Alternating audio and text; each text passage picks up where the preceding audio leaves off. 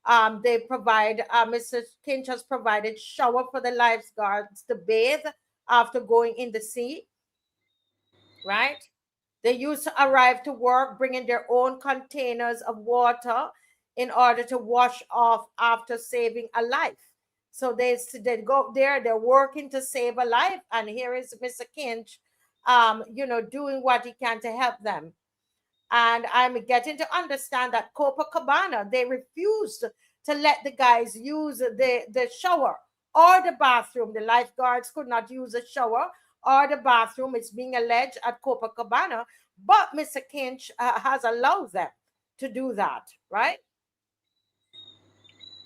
And I'm hoping that more of the lifeguards will come forward.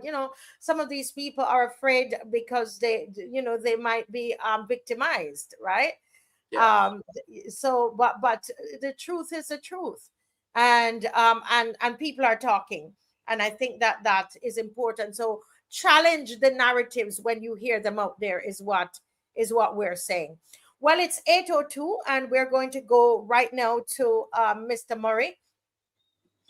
And then after Mr. Murray, then we're going to go into QAH, and then we go to the prison, because we had so many technical issues at the beginning.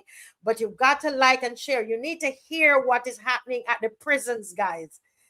And you're going to figure out if you're really safe in this country, right? You got to stay with us. You've got to like and share. So Mr. Murray is joining us now. Let's hope that everything is working good with him. Good night, Mr. Murray. Good night, Marcy. Good night, Mr. Zico. Hi, good Are you night. hear me loud and clear? Yes. Yes, we are hearing you loud and clear. Excellent. And that's wonderful. You go right ahead. We've wasted a lot, not wasted. We lost some time at the beginning. So go right ahead, Mr. Murray. Okay. As you would know, Marcy, the topic of my presentation tonight is deeper meanings in two BLP nominations. These are the two forthcoming nominations, St. Michael Central and then the city towards the end of the week. But before I do that, give me 1.5 minutes or so to deal with, just to make a few points over the press conference by the chairman of the Electoral and Boundaries Commission. Yes, okay. Who copyright. I couldn't let this, because I don't know, by the time the cycle goes, that might not be as topical, but I thought I should say it now. No, I read in detail the presentation by the chairman, Mr. Rahman Ali, where he sought to refute Mr. Thorne's claim about attempts to steal the forthcoming election. Now, my thing is that, first of all, there was an extensive coverage of his presentation yesterday's Sunday Sun, and it seemed as though he spoke. I think from the context, I don't have any reports of any questions being involved. So I might have done a press briefing, a press statement, or whatever. But he said, after listening to him, I said, I have a few questions to ask. And I said, you know what you really need? We need a full-fledged press conference where he sits down and faces the press. And even if he has to present a talk, let them then react to what they are hearing or the public is saying and what they think, etc. Not have a carte blanche thing where he just present almost uninterruptedly, and that is supposed to be the gospel. Now, my question would be, how, I'm glad to see that he has come to the public, because this has been an institution which has not been in the public eye much since the resignation of Mr. Leslie Haynes to become Chief Justice.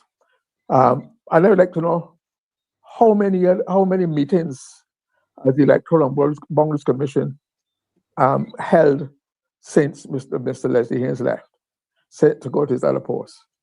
Right, I think that's an important question. Then he talks about, he said there's no evidence of the claim that there's an attempt to steal the election. Who did? He said that the Electoral and Boundaries Commission does not have clear evidence. What is the basis of that conclusion? On what grounds did you come to that conclusion? Did the Electoral and Boundaries Commission investigate itself to come to that conclusion? Or is it? Or this is on? It's been. If you're a judge and jury on yourself, obviously, we'd have to look at things quizzically and ask a question. Now, so I'd like to know who, if that is their own internal conclusion, and if something like that might not have been better discovered by outsiders, to have a clear, unvarnished, unbiased position. I don't think you can be judge and jury and execution in your own cause. All right. The other questions is I'd like to know. I think what he has to be concerned about is that this statement has caught ground because there's a lot of skepticism and doubts and queries about the Electoral Boundaries Commission and institutions which up until the 2022 fiasco of not allowing people to vote, disenfranchising people, or even the posting of the people's details on the internet, right? People had a lot of trust and belief that this was a very well run, fairly well run, credible institution. But that has been diminished, like I said, because of the posting of the people's details on the internet. Secondly, when 5,000 plus Barbadians were denied the right to vote during the 2022 election in the midst of COVID, and then people, the reason why people are feeling this is that they no longer trust. Trust is a thing that you have to build and maintain.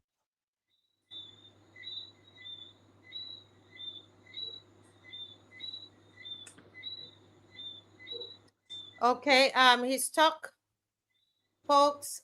He's stuck. Are you there? You're still there. Yeah. Yes. Any thoughts on what he was saying? I know he will have to go out and come back in. That means the show is amazing tonight. Like and share like you've never done before. Something and someone, they don't want the show to happen tonight. Good. Yeah, correct. Something or someone don't want the show to happen tonight. Come on. They don't want the show to happen tonight. Any thoughts there? Yes, I'm glad he's speaking. I'm glad he's speaking about even the history of it, in terms of the credibility throughout the years. How we've been seeing some cracks, I would say, where is this concerned. Marcy, are you hearing me? Yeah. Yes, he's back. He's back. Okay, Hold good. the thought there, Zico. Yeah, no, go ahead, Zico. Finish your statement. No, I was just basically saying, I just love how you're painting the picture, especially when it comes to showing the credibility throughout the years and seeing the cracks that we have now been seeing more and more when it comes to the suppression of voters. All right, thank you very much. Yeah. No, let me go straight into my main presentation because like the time is tight.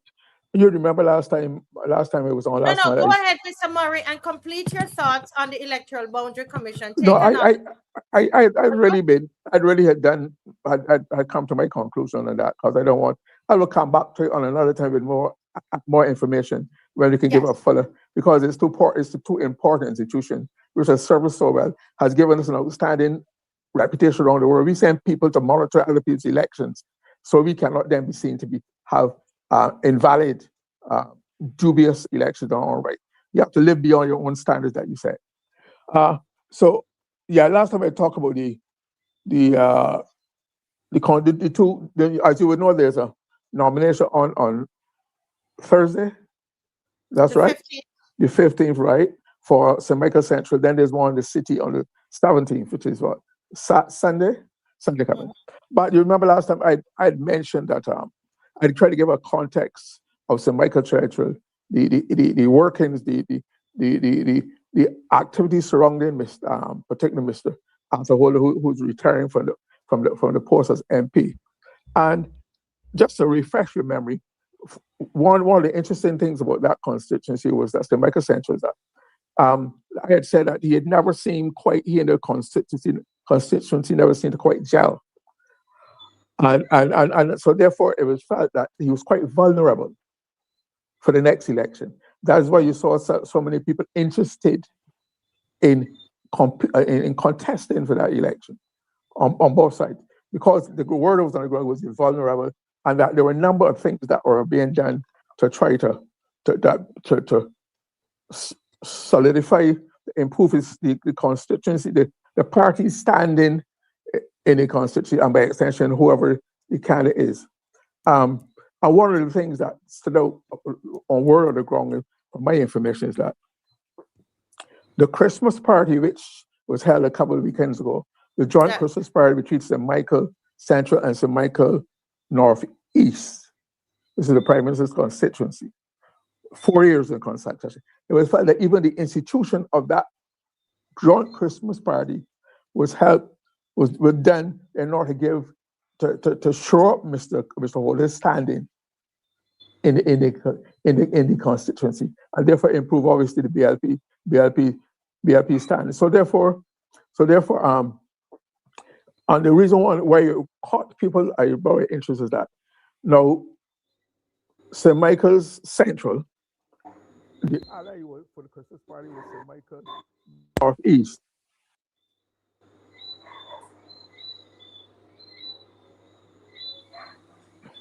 St. Michael Northeast, but that's St. Michael Northeast not only shares boundaries with St. Michael Central, it also shares boundaries with St. Michael North, right, which was recommended occupied by Mr. Toppin and now by Mr. Ishmael. St. Michael North, St. Michael North, there's St. Michael North, St. Michael Central, and then there's St. Michael Northeast, Southeast. No, Southeast is no St. Michael. I'm getting the boundaries. The point is that I can't even help you. I'll research it. I don't know them, but go ahead. I thought I had it written down in my head, so I didn't correct. It's St. Michael Central. Okay, yeah, right. So it's St. Michael East shares boundaries with St. Michael Central, St. Michael North, and St. Michael North.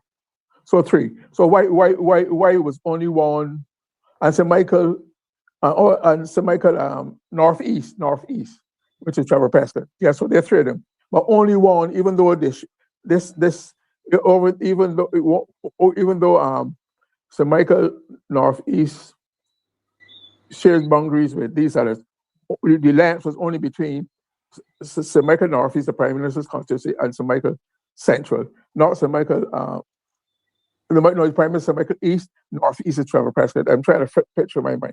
So in other words, only one was selected because of the perceived vulnerability of that thing.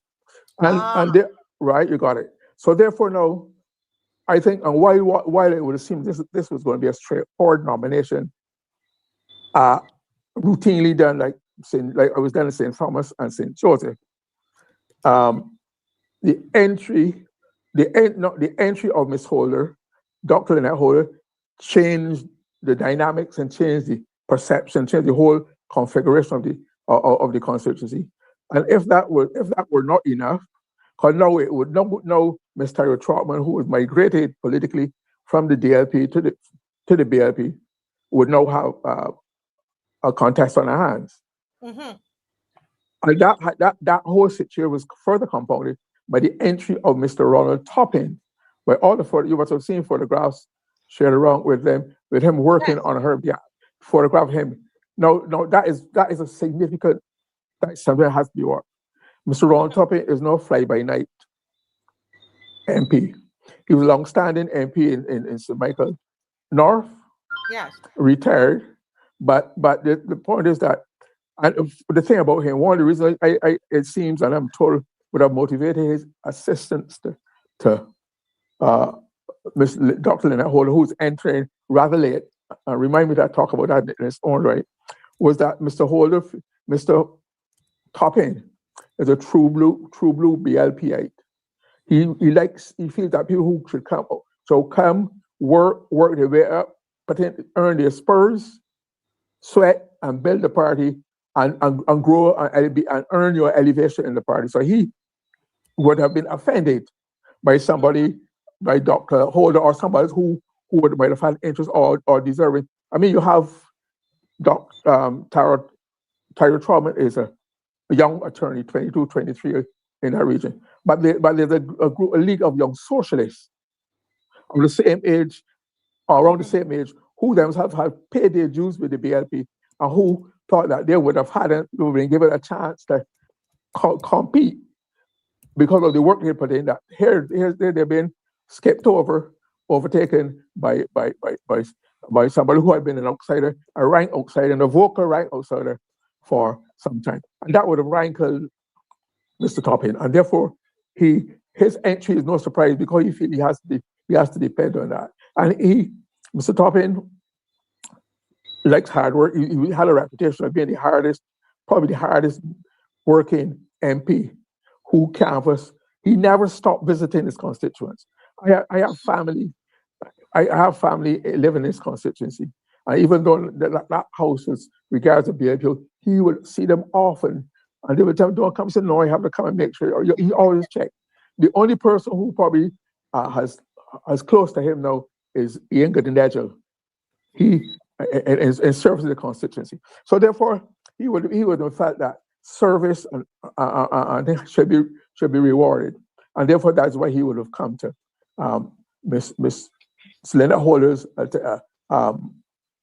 support for that. And don't forget, one of the things you have to bet is we have to wonder what, from my understanding, that the quick ascension of Miss or caterpillar of Miss Trotman has not gone down well with the whole party, again, because of the very same ground, a young newcomer being picked for over everybody else. And the reason why lots of the MPs have that feeling, but Ron Tobin is a very strong, serious, devoted, determined man. He's not afraid of anybody. It is known that he would have had some differences with the present Prime Minister when they were both in cabinet over the Fair Trading Commission, and he to the point where he felt he had to walk away from the position. So he's a man of strong principle and determined. So when he enters on behalf of Miss Holder, it means that the fight is going to be well joined and can be much more vigorous than anticipated, provided that they both have equal access to the equivalent of voters, the membership list of the constituency. Is so whether at her short-term entry, because she was Trotman would have been there for 2 years altogether and several months since she'd gone over to Barbados Labour Party. The thing would be to see whether does Dr. Holder have enough time to cover the ground to get all contestants are supposed to have access to the people who are voting are also have to be members of the party for that constituency. It's not a constituency-wide poll. It is for the members of the BLP who are in that constituency. And the question must also be out there, because there have been instances, there have been reports in the past where people who were not favorites of some persons in the framework of the BLP, they not always have easy access to all the information, the full voters list, and sometimes it was felt that they were being disadvantaged. It'd be interesting to find out how this works out in Miss Dot Holder's case. But Mr. Tobin is a shrewd enough and an experienced enough person to be able to deal with that, in my estimation. Some persons are also wondering, they start to compare the capabilities, the demonstrated, the appeal. What can what can Miss Holder, Dr. Holder offer against Miss Trotman? Miss Trotman is a lawyer. I just felt that there lawyers are a dime a dozen in Barbados for doing any injustice to the lofty profession. But on the other hand, I think that Dr. Holder comes with a long and strong record of business, small business, entrepreneurship, etc. And that given the nature of that constituency, which really is when you go inside there for what it is really one of the least developed of the constituencies in St. Michael. It needs development. It needs of all kinds, physical, etc., and jobs and opportunities. So therefore, some people feel that Dr. the holders backers are saying that she, because of her experience and training, etc., and function, said she might be the better suited person to to champion the cause and do better for the constituency than Ms. Holder. So that take care of that. If I like to turn my attention to. Any comments on that? What I said so far? I hope I'm trying to give you a better reading. No, but it's good. And as somebody was saying, is it a case where you have Holder and Topping on one side and Motley and Trotman on the other side? Is that what's going on here?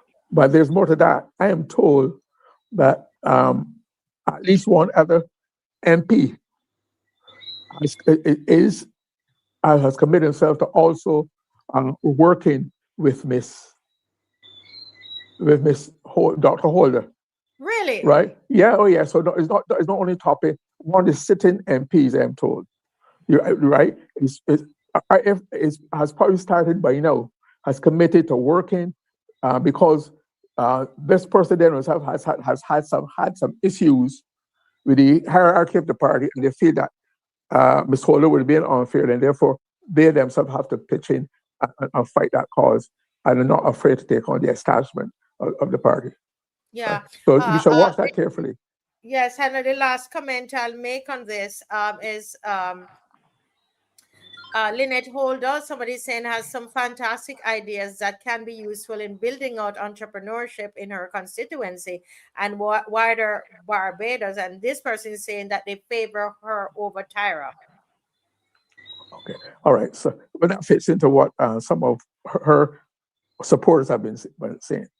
All right. Yeah. I'd like to turn attention now to the city of Bridgetown, which is an interesting case for several reasons. As you would know, in a very strange way, Mr. Lane's departure has not really, to me, he has not been treated with due respect. The only confirmation we've had would be an interview he's had with a radio station, half minute, 30 seconds, the most, or a minute the most. I felt that that he should have been allowed to present his case or why he's to go in a more substantial manner rather than just an interview on the radio. I think it's in the same way that Mr. Hinkson was allowed to present his case. I think that should have been that should have been accorded. That respect should have been accorded him. But he said that he's going. And he's given his reasons for why he's in a very limited way. I think he could have been more fulsome and explain himself better if in a different context, because the radio station was going to give you a few seconds. But I think so. Maybe in the coming days before Sunday, this will come in a more organized, substantial, glorified way. But it's still right now. It is not good enough. If they haven't thought about it, they should treat him with a little more respect. And I thought it's interesting that so far there's been no confirmation as to who his replacement would be. The names mentioned it. The most recent name mentioned, it has not been denied mention, has not was that of Mr. Michael Lashley, who's been a long-standing member of the Democratic Labour Party, three times MP and Philip North, a cabinet minister, etc., etc. And seen as one of the most prominent, popular, dynamic, and stronger DLP candidates in any election. That's pending. But if that is so, it'll be interesting for another factor that I don't think many people have gotten on to. Now, it is. I'm sure Zico will agree with this, that the political culture, the human culture, the behavior, the values, the operations in the city are different from those in the more rural areas of Barbados. There's a city culture and there'll be a St. Philip culture, right? And not so it is so. It's interesting that because they're different, there are some people because the differences of the culture and the behaviors, the expectations, that some people who are able to thrive and do well as a candidate in the suburban or rural areas do not feel that they fit the bill quite for what is expected of them on the ground in the city of Bridge as a constituency. So therefore, that is going to be an instant switch from person who are a seasoned rural where people think differently, behave differently, lifestyle. While there are a lot of common things common all in the lifestyle of all of Barbados, there are distinct differences, like I said, between the constituency in the city and one in the country. And what is the, because that reminded me when this name had been proposed and it has not been refuted, that of Mr. Lashley, that it would mark a very interesting switch, because the last time something like this, when a person, an MP representing a rural constituency switched to an urban constituency in St. Michael, was in 1986, when the late Leonard Craig, who represented St. James from 1966 to 1986, switched to compete against Mr. Erskine Sandyford, who was then MP for St. Michael's South, and by that time, this 1986, before Mr. Barr's death in 1987. So it was an interesting mix, because, like I say, it ran against the tradition and the practice of the political culture of Barbados, and therefore it'd be interesting to see if how Mr. If it's Mr. Lashley, is the chosen candidate for the BLP in the city, how he matches, how he meshes, how he relates to them, how they relate to him. So it'd be interesting to see how that pans out, and how whether the nature of the campaign will be different. Rather, it is said that the city is a highly transactional political environment. How does he fit into that?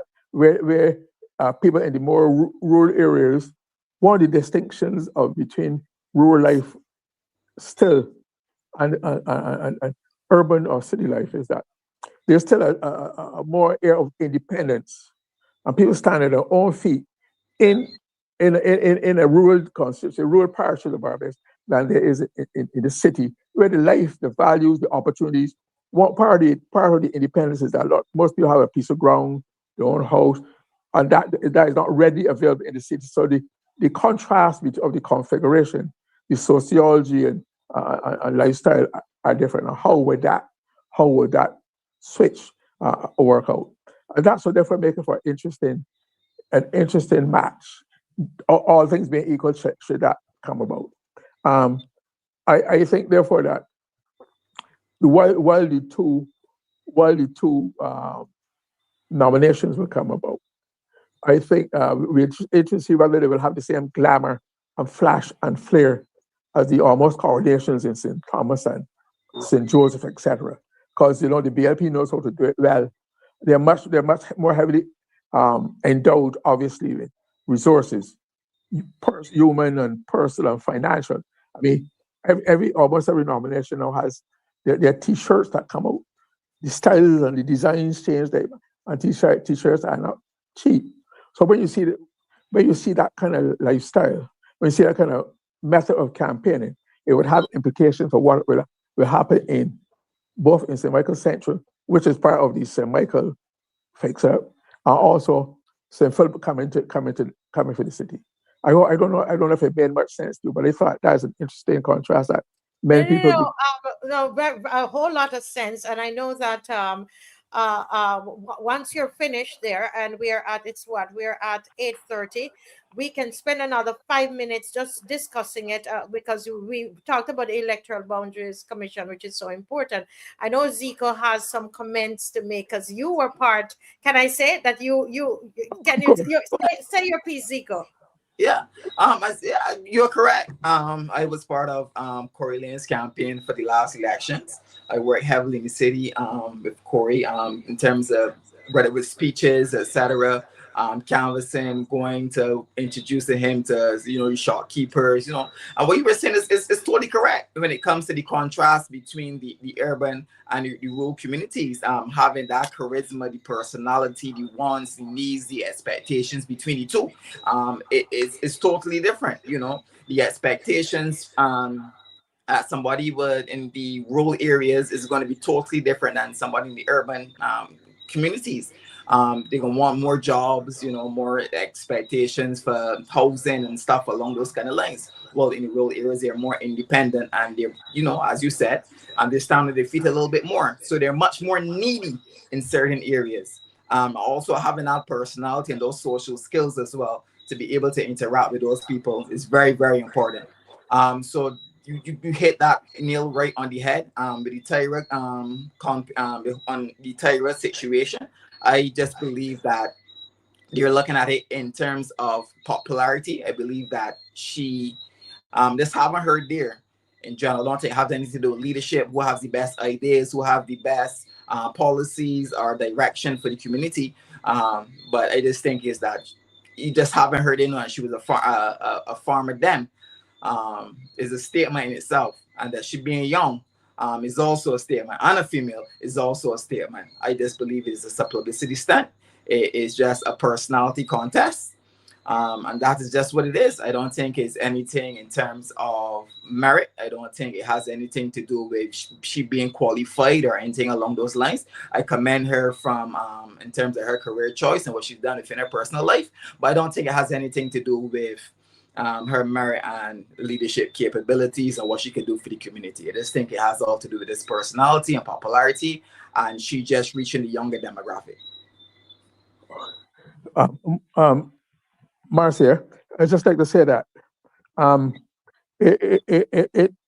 some of the feedback I've been getting from my former colleagues and whatever the BLP is that the proposed, the reputed, the alleged crossover that seems to be pending by Mr. Michael Ashley has not been unanimously accepted or supported by the rank and file or the more senior persons within of the Barbados Labor Party who feel that there are certain standards that had to be met, that persons should not be able to, like I said, come across and just be inserted into the lifeblood of the party. That especially when given the profile and the history of the history between Mr. Lashley and the Prime Minister, the political leader of the Barbados Labour Party, has always also been very contentious. Some people say, well, that when she was leader of the opposition, she also had a very critical relationship that involved heavy criticism of Mark Maloney, and now they're best buddies, obviously about developing Barbados and what, and that the same thing might be able to happen with Mr. Lashley, who had been an object of savage criticism by Ms. Molly over time. And so it is possible that these two nominations, and these two candidates who are bringing a different history, a non-BLP history with them into the BLP, both coming from the Dems into the BLP, that might cause some disturbance and dissettlement within the ranks of the BLP, and it'll be interesting to see how people are not quite sure how that will work out, either now around the nominee or further. What cracks, crevices, strains, stresses that might exist might be exaggerated or intensified, and what this might be. This combination of these two very controversial or questionable nominations, in the sense of the background and the characteristics of the persons, the non-BLP nature of the person, what repercussions, what effect that will have. Could it mark a destabilizing, a trouble, interfering with the foundations? So I mean, there are lots of other issues apart from the voting for the MP. The residual effects of this nomination could be around in one form or another for a very long time for the Barbados Labour Party and also for Barbados. Yes. Thank you so much. Very interesting segment. I for one, I have not touched it since it started, really. But I just have, two comments also think about Kimar Safri. I know somebody who in the homeless, well, he was homeless and had to deal with Mr. Safri. Had some comments about him because they thought it seems as though he might be running somewhere in the city. I don't know, but the homeless community seem to generally not like Mr. Safri. That's what I'm getting. So that's the general seem to be the general feel that they don't like the service they're receiving from Mr. Safri. So I think he will have to deal with that. Not I don't know if homeless people vote, but we'll have the presence of mind to vote. But that's some of the things.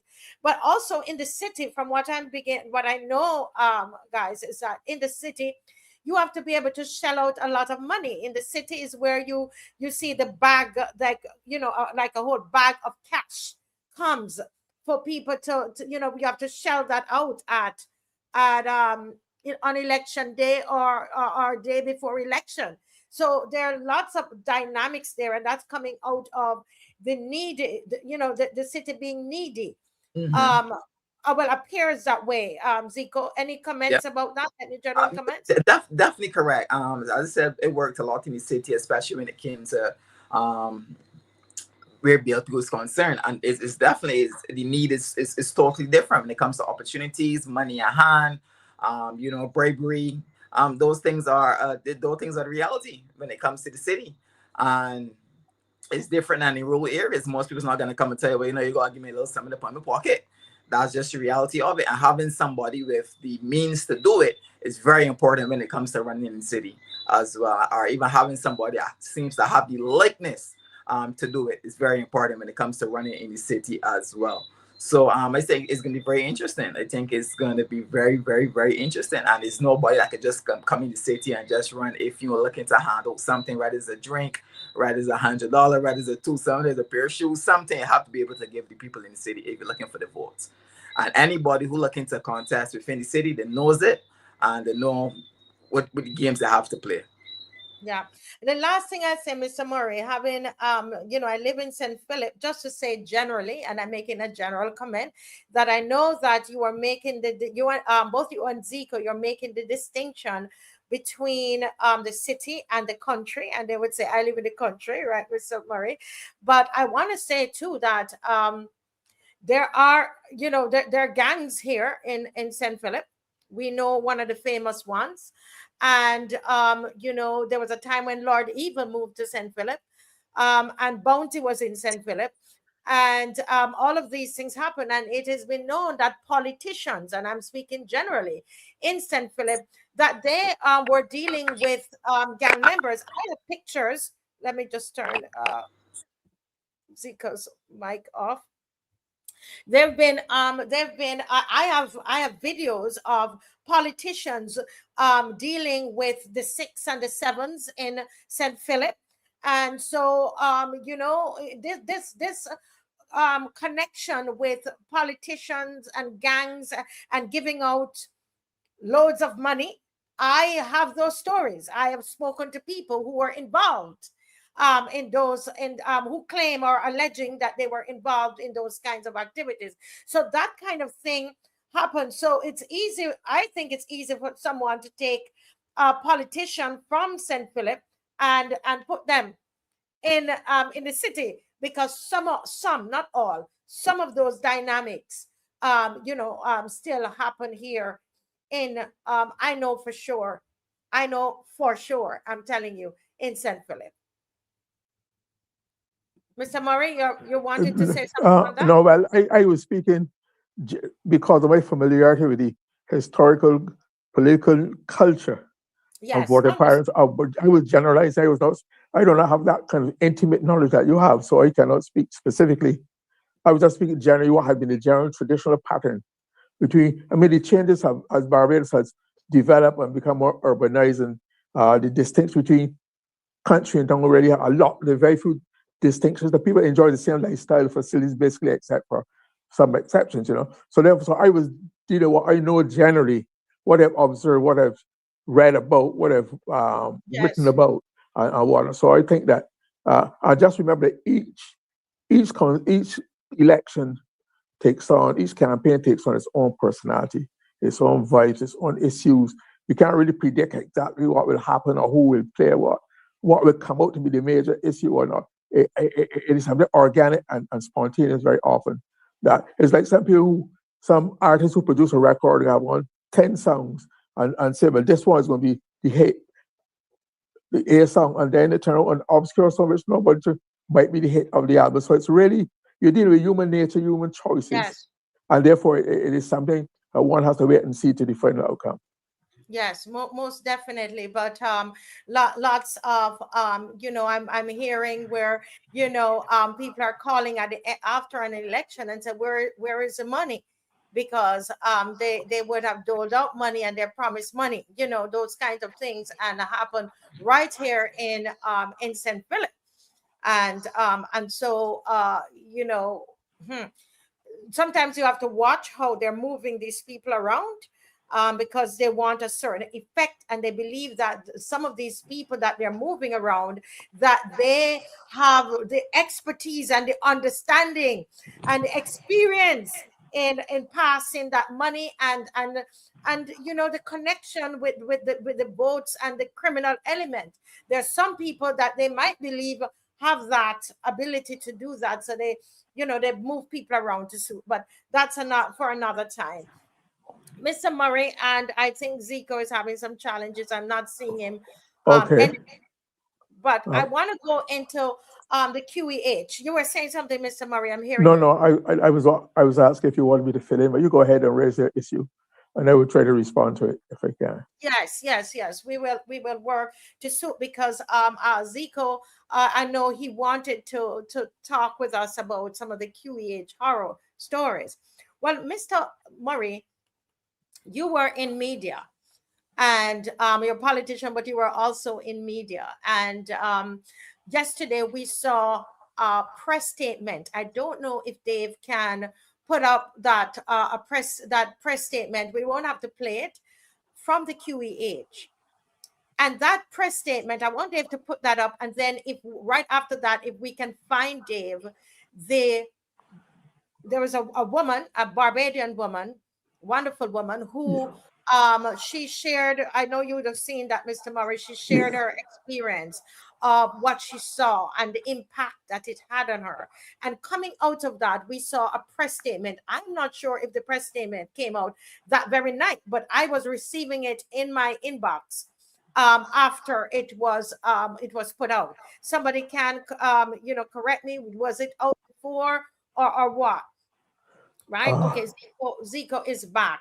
But while Dave is waiting, I just want to say here, guys, that it is so important.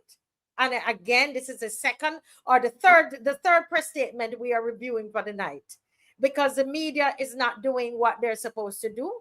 And so we will attempt to do that on the show with your help, of course.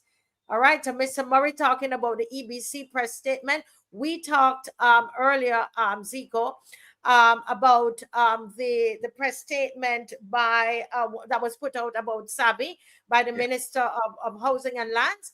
And here we are talking about the press statement that's put out by the Minister of Health, the QEH. And in that press statement, I guess Dave might be having some challenges finding it, but in that press statement, it was designed for us to believe that what was happening at the QEH currently, where there were people laying down on the ground, not enough doctors or nurses to attend to them. People were just sick, horribly sick, there for days, etc. Without beds, some people, without towels, without anything at all. That just started happening because of the recent increased cases in the influenza that is being, you know, going around in Barbados. And I guess David's not going to be able to find that. But Zico, I want you to comment on that, please. Comment on that press statement. Yeah. And what's happening at the QEH. Yeah, I wouldn't touch on the statements made in terms of the release. But what I would say is that in terms of, I don't think it has anything to do with the nurses. I think that the QEH lacking in terms of doctors. So even when you do go to the QEH, you ask an emergency, you do get it. And I think it has more to do with having doctors to see you. So for instance, most nursing will come take your temperature, you know, probably ask what you're doing, please have a seat, write your information down. But when it comes to actually being seen by a doctor, I think this is where the holds up, and the lack of beds and stuff like that is where we're really having the issues with the lack of doctors. Yeah. Now, someone is saying that the press statement came right after, and I noted it because my neighbor, Mr. Murray and Zico and viewers, said to me in late October, her sister had to go to the hospital. She had a very serious issue, and so she had to go to the hospital with her. And what she told me, this was now in late October. She said to me, Marcia, you would not believe what I saw at the QEH. She said, I saw people laying down in the hallway, somewhere on cots. She said, my sister was on a cot and was there for 3 days before she was seen. In addition to that, I got several other people telling me about, you know, in November, because remember, I even came on the show and I spoke about it. And so this young lady who, or, you know, she's a woman, this young woman who shared about what she saw. The press statement that was made after made us kind of want us to believe that this is something that is happening because there is this, you know, resurgence of this flu, and the hospital is just not able to manage at this particular time because of the cases of flu, the flu cases, the increased cases of flu. So they're not able to manage at this time. And so I when I saw that, I had to call my neighbor and I said, can you relate to me the story that you told me at the end of October in my garden? And she said it to me. And then I went back to my WhatsApp messages. And in fact, there is a nurse, Mr. Murray, before you come in there, there are people, let me put it more like that, within that who are working, because I can't say for sure that she's a nurse, but people who work at the QEH, they said, they wrote me last night and said, don't listen to that press statement. They say, I see it every day. This is norm at the QEH. This has become norm. People laying down on the floor on gurneys, stretchers, covered in stool and urine. This is coming from people who work within the QEH. A whistleblower inside the QEH sent this to me.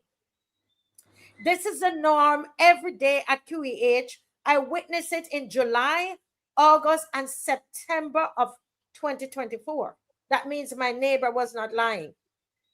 QEH is in shambles. QEH is in shambles, they said. As a matter of fact, the whole healthcare system is in shambles. And they said Jerome Walcott is getting a big salary for nothing. God help Barbados. And so I wanted to use the program to put this press conference in, you know, just to add to add another dimension and to say that it wasn't really all because of the increased cases, flu cases, that this Mr. Media person here was happening before in October, and here it is. It's being said by people working there that they saw this kind of phenomena since July. Yeah. Any comments on that, Mr. Murray? Let me open your mic because Yes. sometimes it makes a noise. Yeah, thank you. You were talking about the press statement from yesterday. Are you aware that there was a press conference today? No, I was. Yes, it was carried as part of CBC TV News tonight. And in it, the CEO he said is denying that there are any patients on the ground. Oh my God. He did not say that there were never any. He said he denied that there, and he also tried to make a distinction. He says sometimes if you don't have a full bed, you have, because for safety's sake, they lower the bed to the ground so that if there any fall, it wouldn't be do much damage to the patient. So that people might be mistaking that because low lying for that being underground. That is what he said. All right. Now, what if I so obviously these press conferences are made, these press briefings are made, and don't forget PR. QH now has its own PR unit, radio station and broadcasting has its own kind of thing. But that is not the audience they have. They have to cater in the Barbadian, the wider Barbadian, the court of public opinion of Barbados. And we've heard enough stories that back to what you said, Marcia, that people must begin to wonder what is going on. What was interesting is that in the case of the land, the Savvy land, or the car park, the land for the car park, etc., on Bay Street, the minister made a statement recording. No kitten did not come and sit down with the media so that people can ask, look in his face, look in his eyes, and ask questions, get reaction, challenge him. It's just a one-sided to put my thing and leave. The same thing seemed to have happened today with the hospital. They only basically quoted the CEO, Mr. Clark.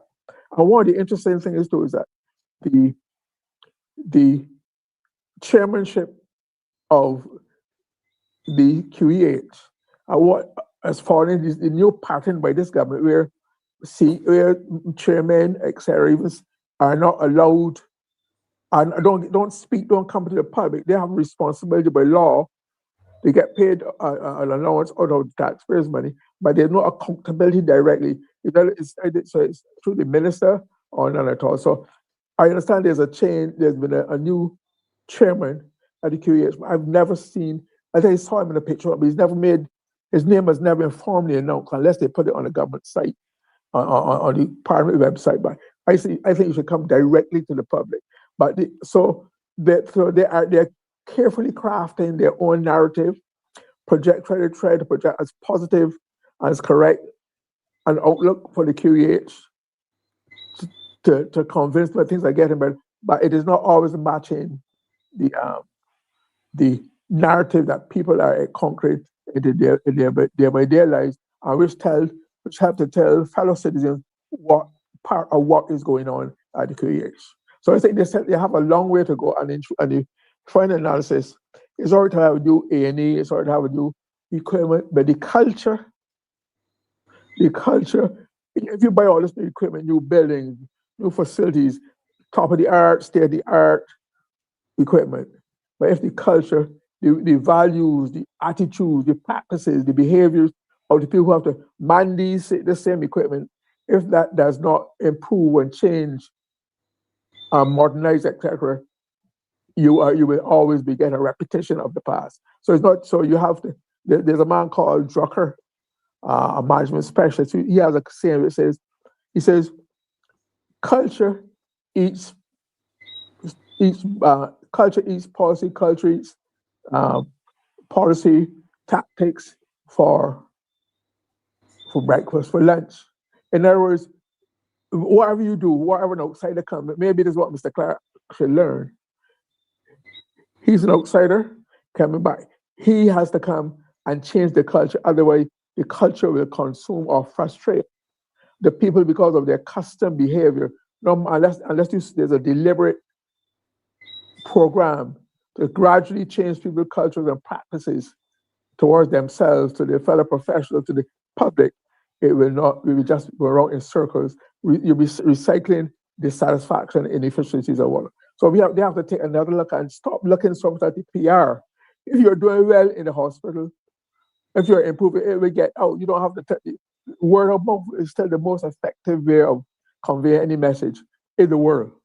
And that in the same way these negative ones have come out, those positive ones, when they do emerge, should come out. And I would suggest you put emphasis on changing the culture. It will not happen overnight, but you have to start the process.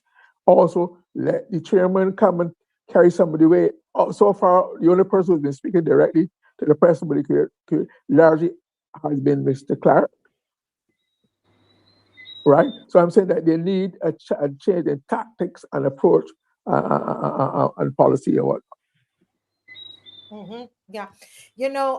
So basically what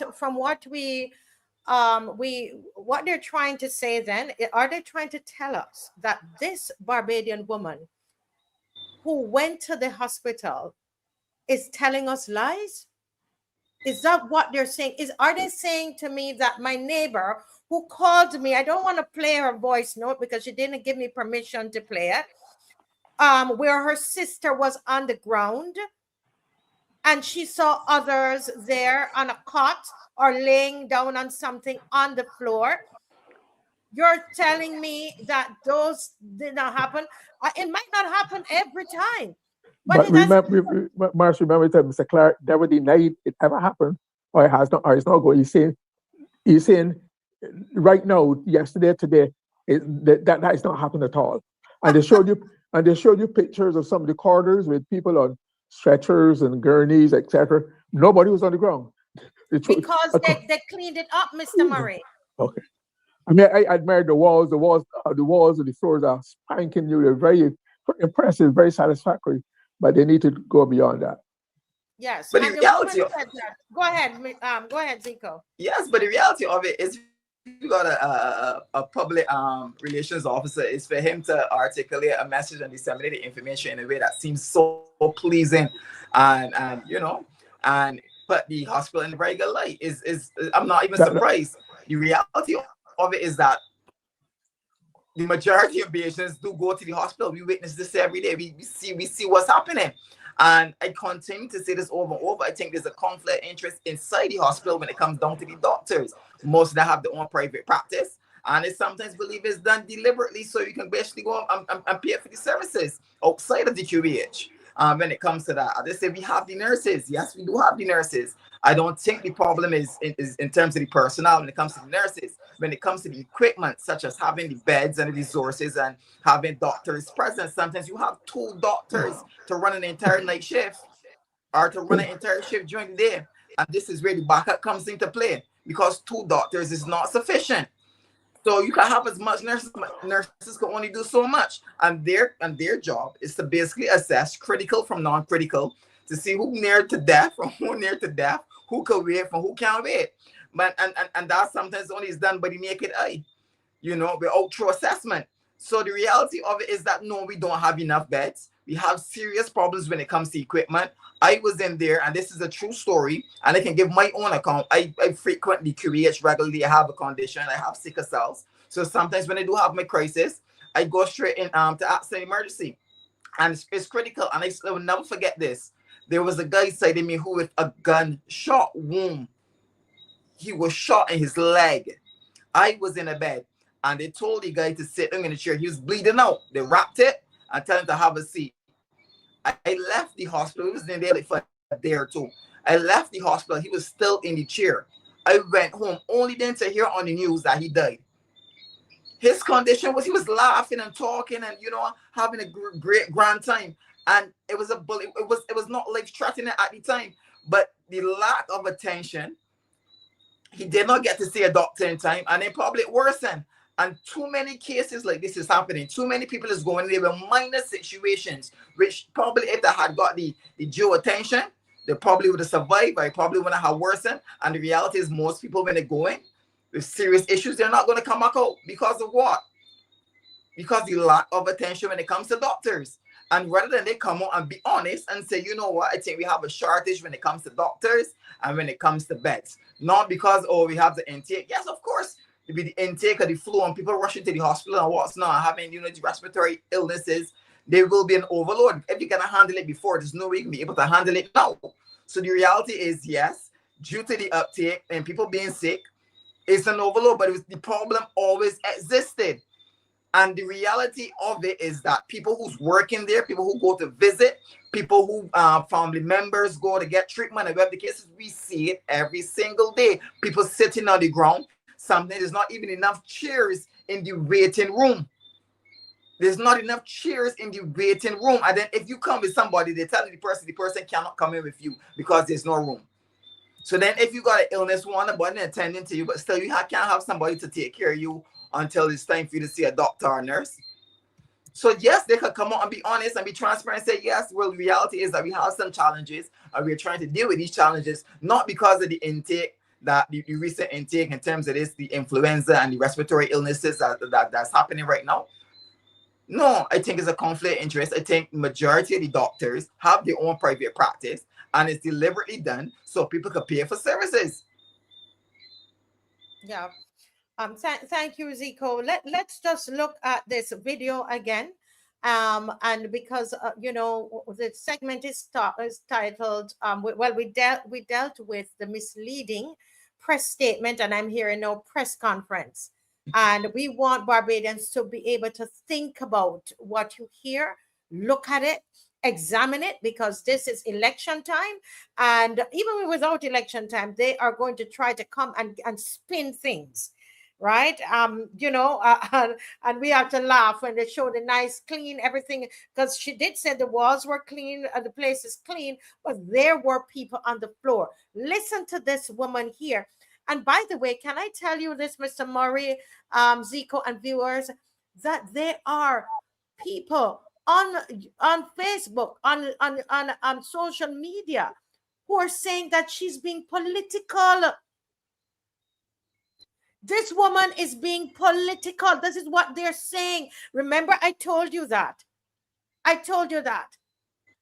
So just listen to her, please. Go ahead, Dave. Good morning. I need to make this post. I am not one for making posts, but I am traumatized, to say the least. I just went to the QEH Accident and Emergency to deliver some breakfast for someone, as I was doing a favor. Let me tell you, going through the accident and emergency, oh my God, it is one thing to hear people talk about the hospital overwhelmed, but I literally was in tears to see the suffering of patients. You got young, you got old, you got babies, you got children lying on the floor. And what did it for me, people, is that it's one thing to know that you can see somebody and you know that they're sick, but you're physically seeing, I'm gonna cry now because it's so traumatizing. You physically can see the pain and the suffering of these people. You got a guy in there that can't breathe, the stomach just moving up and down like crazy, and there's no one there to help him. He's in a bed. You have kids on the floor, a hard floor, that can't breathe and coughing.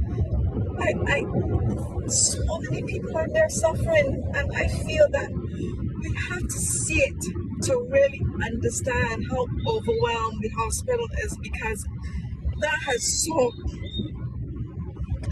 traumatized me. You have no idea, as to physically see the suffering. patients, and the nurses doing everything. You got nurses up and down.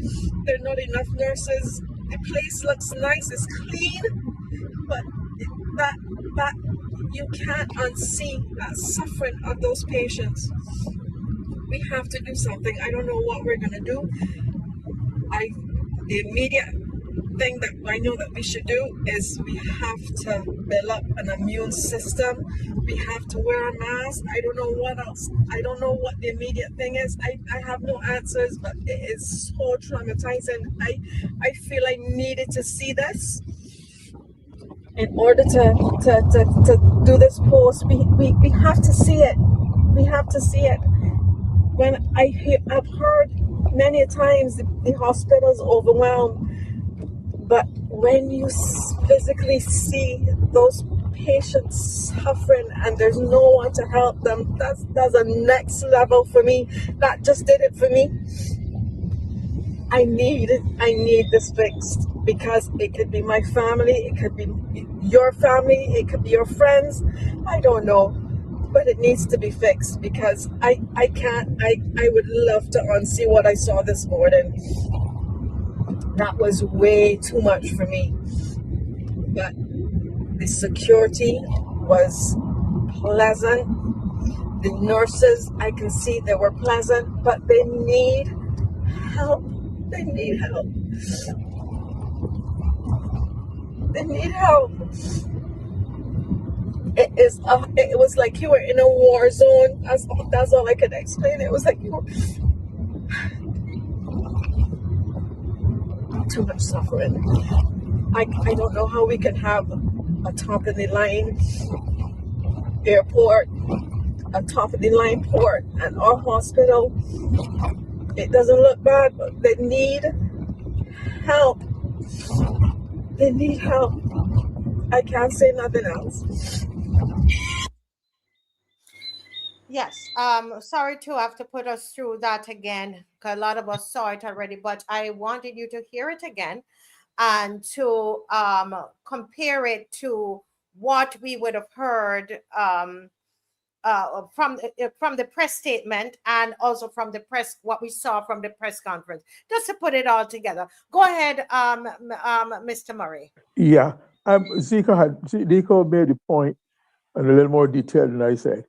A PR officer's job is to always present the best possible image and reputation of the client, the institution, the person. That is his job. So anything coming from PR will be designed deliberately to present the best possible face or account of a situation. That is why I was making a distinction between a press conference and a press briefing. When I'm going to brief you, I'm going to select what I'm telling you, what you should hear. We want a press conference where all kind of tough questions, meaningful, searching questions can be asked. That is what we need. We need to get it. And it's not only a situation that is lacking at the QEH. It's lacking at most government departments, most government institutions. You hear a press briefing, you hear a minister talk on, you say, at the sidelines. In other words, when you have a presentation of some money or equipment, and then a reporter asks the minister, what about this? And he will speak.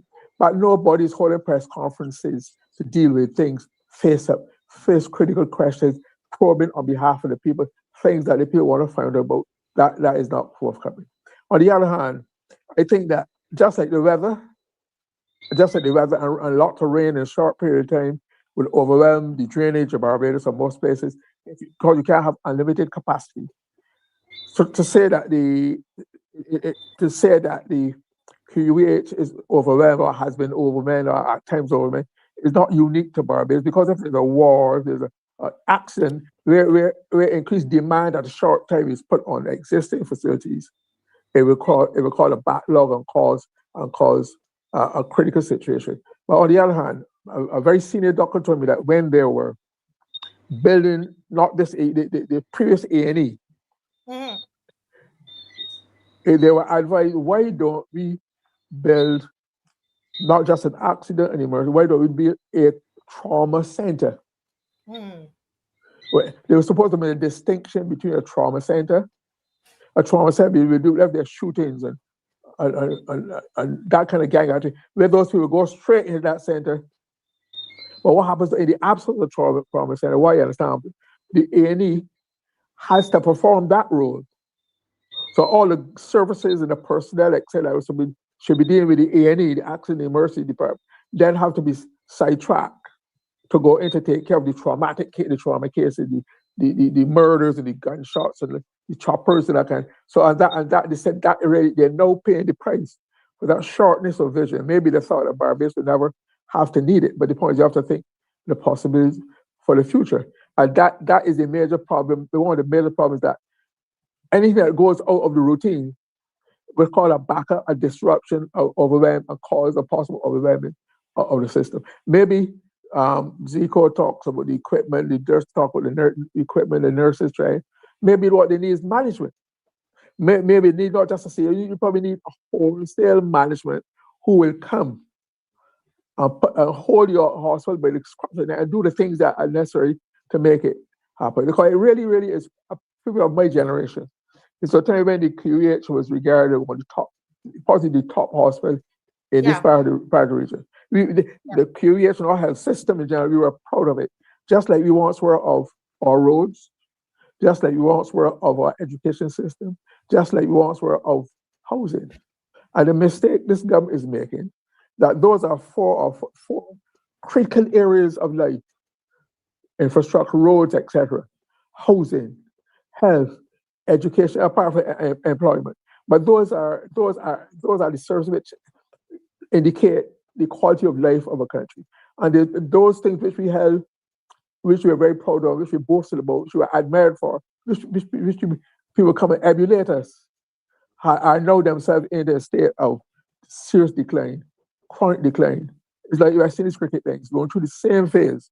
We used to have one of the highest rates of literacy in the world. Now the minister is saying he's trying to eliminate illiteracy by the end of this year, which means we have a literacy problem. So we're just the quality, the overall quality, and the QEH is just and health are examples of that general decline of the once proud positions we had, where we were always trying to be better than the best, for not to show off, but because we wanted the best of Barbados and best of Barbadian people. That I think I have not seen that same zeal. Maybe there's a lot of a philosophy. Maybe there's a lot of philosophy that because Grandy Adams started with it, and then it was picked up by Mr. Barrow, and all the other prime ministers went on this thing, which is basically rooted in democratic socialism, which says that the government's role in these various social areas is to provide for those who cannot afford them, so I make sure that they are not cast aside or neglected. If you abandon that because of the IMF, you pay the price. Look at Jamaica. Yes. IMF for Mr. 40 Murray, plus because years. of time, I'm going to cut you there. Because of time, we have the prison to deal with, and I did excellent. get some horror stories, and that's one of the things that I advertised. So I want to just read a couple of the horror stories that we have that were sent to me. Story number one. These are. Let me put up the right banner on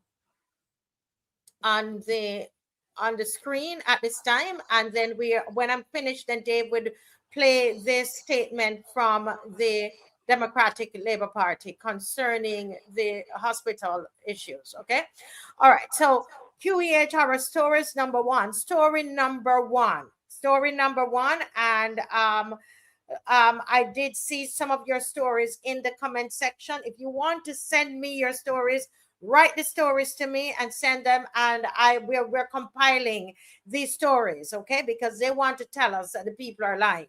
But anyway, this one is called 5 Hours, 5 Months, 5 Floors of Suffering.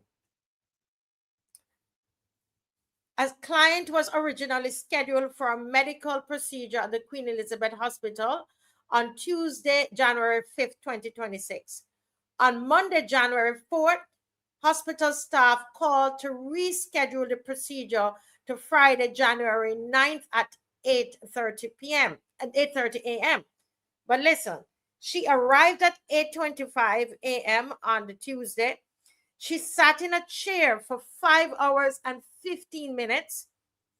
At 1:45 p.m., after waiting all morning, The staff informed her, "We cannot do the procedure today. We will call you when we can reschedule." No apology, no timeline, no care plan. Just go home and wait again. On this, I believe this story underscores what Mr. Murray is saying, that it might be a management issue. Story number 2, people on the floor, children still waiting. A father went to collect his son and the child's mother from QH on Friday at 6:30 p.m. The child was there to have a cast changed. The father finally left the hospital at 7 a.m. Saturday morning, over 12 hours later. Only one person was allowed in A&E. Inside, he witnessed. This is Friday, right? This is what he witnessed. People lying on the floor, others standing, and a group of people believed to be Muslims sitting outside the entrance, unable to access care. Now, the father who went with the child is saying that the child's foot was broken in 2 places, Mr. Murray, since February 2025. And as of January 2026, almost a full year, the foot has still not been operated on. Let that sink in. These are the horror stories from the QEH that people have experienced. The same father says he has had a DVT. I don't know what a DVT is. I forgot to research that. In his left leg since September. And his first doctor's appointment is not until mid-February 2026. 5 months to see a doctor. 1 year with a broken foot, broken in 2 places. Story number 3. People lying on gurneys and stretchers covered in stool and urine. And this witness, I had read part of it before, they saw it in July. It was repeated in July, in August, in September. Right? So these are just 3 of the stories that I am reading. It is not rumor, it's not politics. This is real people suffering, right? This is what is happening. This is systemic failure. There is systemic failure at the QEH. We need to be able, as Barbadians, to accept it. Stop putting out these press statements and doing these press conferences and staging things and pretending like it never happened. Everybody's lying. Procedures canceled after hours of waiting. Children with untreated fractures for a year. Parents, patients lying in their own waste. 5-month waits to see a doctor for blood clots. Can you imagine? This is not healthcare.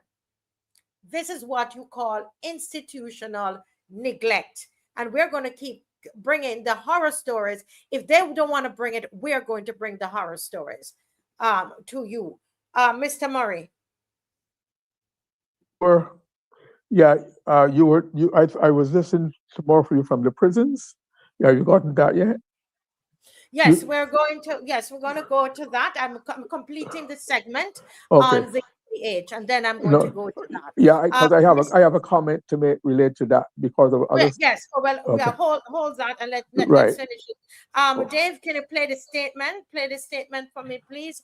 And this is the only statement I've seen from any of the other political parties, and that's why I'm only playing this one. Go ahead, Dave. Thanks. The DLP calls for immediate national response to deepening healthcare crisis. The Democratic Labour Party is expressing grave concern over the escalating crisis at the Queen Elizabeth Hospital, where Barbadians are now waiting days to be triaged and treated in accident and emergency, while the Mayor Motley-led government remains silent and ineffective. Patients' distressing experiences, now widely shared on social media, reflect a public health emergency that can no longer be ignored. Yet, neither the Minister of Health nor the senior minister responsible for health care has provided leadership, transparency, or a credible plan to address the situation.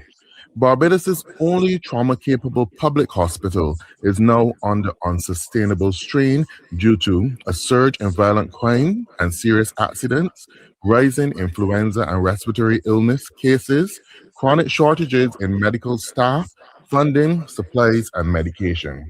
The result is a deteriorating standard of care and growing public anxiety, a situation the DLP says was foreseeable and preventable. The Democratic Labour Party is calling for urgent, targeted intervention to bring A&E wait times down to under 24 hours and to restore confidence in public health care. The party proposes 1. Extended polyclinic services. The DLP calls for immediate national response to deepening health.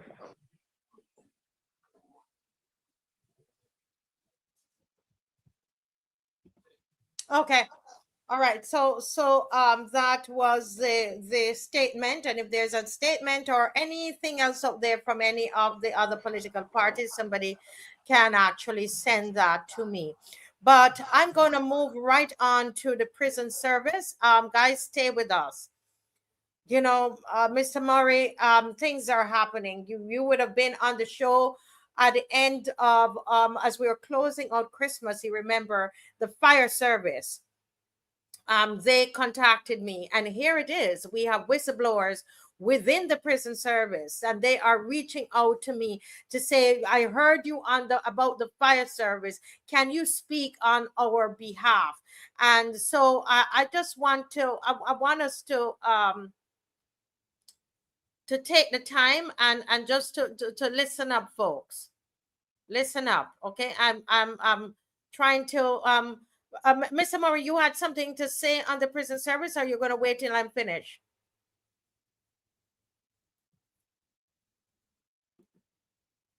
Okay, I can't hear him. No, yeah, I was waiting to see what you would present because I had a comment because of a previous story. Yes. Right. I want to comment on that issue. The issue of the non-payment for 2 years since 2022 of the prison officers, and then partial payment. It's unbelievable. Hold that thought, so you will get more time to discuss that. Okay. All right. So let me just guys, listen up. This is important. This is important, guys.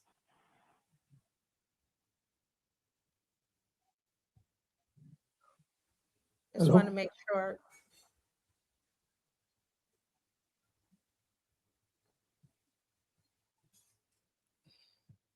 Okay, just finding, making sure, because with things like these, I want to make sure I have the exact information. And for some reason, talking to Mr. Murray, I touched the wrong thing on my screen.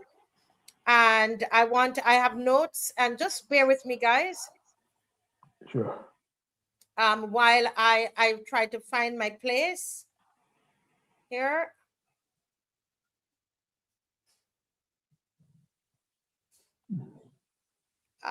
Where is it? What's going on? Okay, I'm finding my place because I want to tell the truth. I don't want to make it up. All right. So what maybe you can tell my. I have it now, Mr. Murray. Okay, go ahead. Yeah, because of time. Let's. Yeah, I have it now. Tonight, what I'm going to share with you guys tonight is about public safety. I know that it might be branded as politics, but my objective in sharing this, and whoever called me, the people who called me, this is about public safety. Tonight, we're bringing you some deeply troubling allegations from inside the prison service, the Barbados Prison Service, from men and women who risk their lives every day to protect us.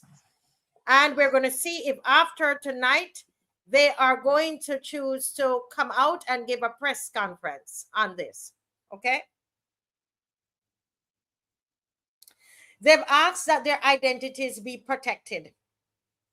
And so tonight we speak not in names, but in truth. Because as far as I'm concerned, when a prison system breaks down, society breaks down with it. So here we go.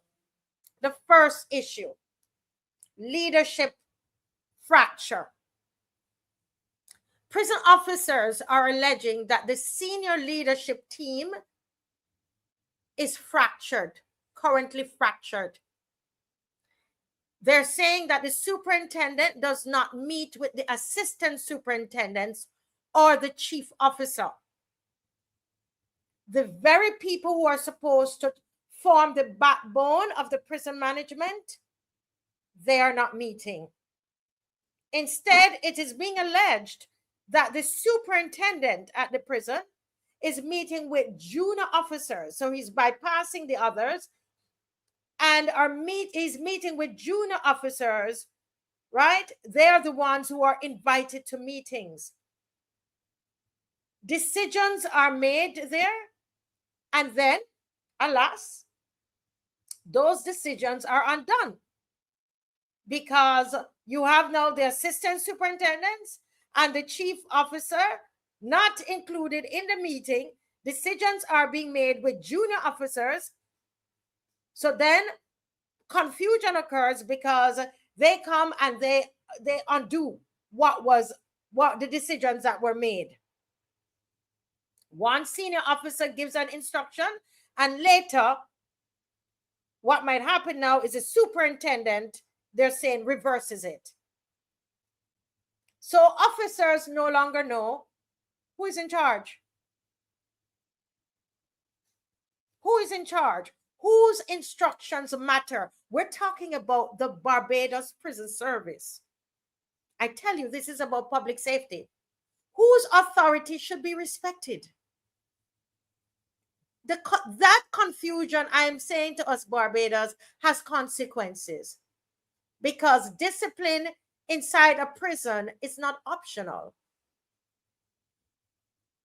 Discipline inside of the prison, it is a foundation of security. So that was the first thing, leadership fracture. The second thing is unpaid COVID overtime and hazard pay. Officers are saying that they are owed COVID overtime and hazard pay dating back to 2020. Let me say that again. 4 years. Some of the prison officers report receiving, wait for it, $100 for the back pay that they weren't paid, the hazard pay and the overtime they did not get for 4 years. Some of them received $100. How many of you remembered when Honorable Wilfred Abrams gave a statement to the press that he was so excited about that the prison officers were now being paid their back pay and their overtime and the hazard pay? Listen to me, read my lips well. Some received $100. Some received $82. Many, nothing at all. We would have heard Caswell Franklin mentioning that in the newspaper. Yet the minister publicly stated that officers were paid what they were owed. The officers are saying that the statement does not match reality. Once again, another statement that is not matching reality. And the reality is this: when our frontline workers, like the prison service, prison officers, when they feel that they're lied to, you don't get loyalty. What you're going to get is burnout. You're going to get anger. You're going to get silence. And silence inside a prison is dangerous. So the first thing was a leadership fracture, unpaid COVID overtime and hazard pay. The third thing, staffing and officer safety. At times, officers say, listen carefully, Barbados, it's your safety. It's your safety. Officers say they are two officers to over, guess how many inmates 2 officers are supervising. 2 officers, so you guess it, over 100 inmates on a single block. Again, I'm going to pause. 2 officers, 100 inmates. Barbados, with the kind of crime that is happening on the streets, here it is, the police, they are seeking to apprehend them. They go into prison, and you're saying this is what the whistleblowers are saying. 2 officers to 100 inmates. This is not security. This is survival mode. 1 officer was reportedly stabbed in the head just recently. Another was struck. They burst his head with a cup. And officers say there has been no visiting justice for years. No independent authority investigating these serious assaults. What do you think is going to be the morale in the prison? This is not administrative failure. This is what you call abandonment. The prison officers feel abandoned. So, not only leadership fracture, unpaid COVID overtime and hazard pay, staffing and officer safety, but here's another one. Number 4, transportation failures. Prison officers are reporting that when inmates are taken to hospital, you want to hear this? So you know how an inmate is not well and then they take them to the hospital. You want to hear what happens? They sometimes remain there for hours, not because of treatment, Barbados, but because, you want to guess? There's no transport available to return them to prison. Oh, Lord. I was shocked when I heard this. Meanwhile, so here it is. They've gotten what? They went to the hospital. They're treated. And the prison officer have to be sitting out there with a prisoner for hours because there's no transportation to take them back to the prison. They have to wait. Meanwhile, they allege that senior officials have multiple assigned vehicles while operational transport is unavailable. That is not a shortage of vehicles. That is a shortage of priorities. Every hour an inmate remains unsecured outside, the prison is a risk to the public. So, leadership fracture, unpaid COVID overtime and hazard pay, staffing and officer safety, transportation failures, and here it is again. The next one, HR promotions and conflicts. Presently, guys, Barbadians, promotions are now frozen by court injunction amid claims that long-standing public service appointment policies are not being applied to prison officers. Okay, so we would have heard the Prime Minister, the announcement was made that if you are working for, I believe it was three years, Mr. Murray, when he comes back in, can correct me on that. But if my memory serves me right, over 3 years, you are then eligible to become appointed. It has been alleged that the prison officers were told it does not apply to them. Human resources is allegedly being run by uniformed officers rather than civilian professionals, creating conflicts of interest and delays in the issuing of job letters, where prison officers would need a job letters for loans, etc. There's been a delay, and they believe it's because the human resources is allegedly being run by uniformed officers, by prison officers are running the human resource, and they are saying this is a conflict of interest. There are also, this one is a little juicy, there are also allegations of romantic relationships among senior decision makers. So little hanky-panky they're saying going on. Castle Franklin had been talking about things like this happening in the prison service. But they're saying allegations of romantic relationships among senior decision makers, raising serious ethical concerns. Because when governance, the truth is this, as I listened to them today on the phone, I thought that when governance collapses inside the prison, professionalism follows, right? That will also collapse because governance has collapsed. So Barbados, hear me clearly tonight. A broken prison system does not stay behind bars. Do you understand that? It leaks. It bleeds.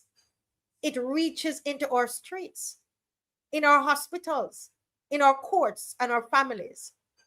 That's why we're bringing it to you tonight. So we are calling on the Marcia Week Show, the loyal opposition. I know the government that they're watching. We're calling for an independent investigation, an immediate audit of unpaid COVID and hazard pay, restoration of visiting justice oversight.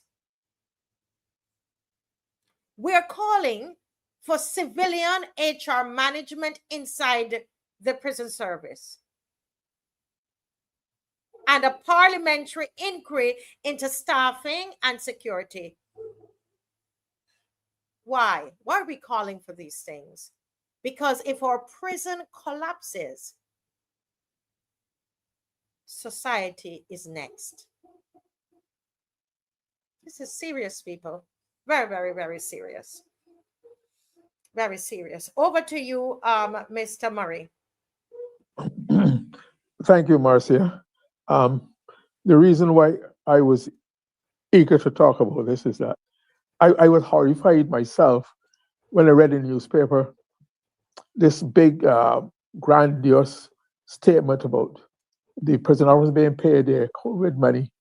Only, like you to come back here, it was only partial in some cases and none at all. And this is money going back to 20, what was COVID, 19 to 22? COVID, COVID, and this is 25, 26. I do not understand how it could have happened. And I said because I had the honor of being Minister of State in the Prime Minister's office and the Civil Service, and I had responsibility for public service, which would have covered the prisons, the police, etc., those kind of services. And while the prisons, when the policemen or the prisoners have trade unions, they have trade associations who are supposed to represent them like trade unions would and agitate on their behalf. Apart from that, I used to be vice chairman of a committee called our subcommittee. You know, you talk about the social partnership, that they meet and made these grand declarations at the highest level, etc. But there was a subcommittee that used to monitor. They used to meet every month, and we would get reports from the various bodies, the police service, the prison office, etc., what's happening with them, so that before it escalates into a major crisis, you start this information will come to the Ministry of Civil Service. We begin some early steps to make sure it does not become a full-blown crisis and unreached. So I really find it hard that it could take this long to pay the prison officers that kind of money, which particularly when one of the things that I was able to be part of when I was in government was that we created this what is called a flexi system. Government could not afford to pay full overtime rates, by holidays, etc. So we devised a system where we get a proportion of it every 2 or 3 months to help cushion the burden. And it was working very well. So that made a lot of difference to people's lives because every 3 months they were getting some money in their hand which they could do certain. So to hear and to hear therefore that this flexi has been in existence and that these persons have not gotten theirs. What has happened to the whole system? Where was their ministry in this process? I mean, you've had since then you've had Carry Fest, you had regathering, gearing up for 60 more years of celebration, celebrating 60 years of independence. Where's this money? How do you do these things? Where's your sense of priority? Where's your sense of humanity that you could indulge in all these frivolous, almost vexatious things at the expense of people who carry out such critical roles, people who are lauded and celebrated as frontline workers? Remember in COVID, everyone was a frontline worker, and then the state still goes on. They're still treated like this. It's really crazy. For that alone, they need an inquiry into the system. How does this? Did it happen to other sections of the force, of the public service? No. How come to prison? What is wrong? What is so deficient about the ministerial and other management of the prison system that something like this will go on for so long, and that is done about it? It really is horrifying. It speaks very poorly not only of the management of the prison, but those regular meetings. I would have regular meetings every month. I'd meet with all the heads of all the permanent secretaries. Any issues discussed, we were sorry about. So you're always on top. But the point is, these kind of issues, if you have to have somebody monitoring the public service every day, it's so big and really there's so many issues. But the Prime Minister, who is really Minister of Public Service, travels a lot. I think Senator Chantal Maroney sometimes takes care of some of it. It can't be done like that. It's a full-time occupation, right? So if you have this loose, lax attitude towards its management, these things will slip by. And it really is.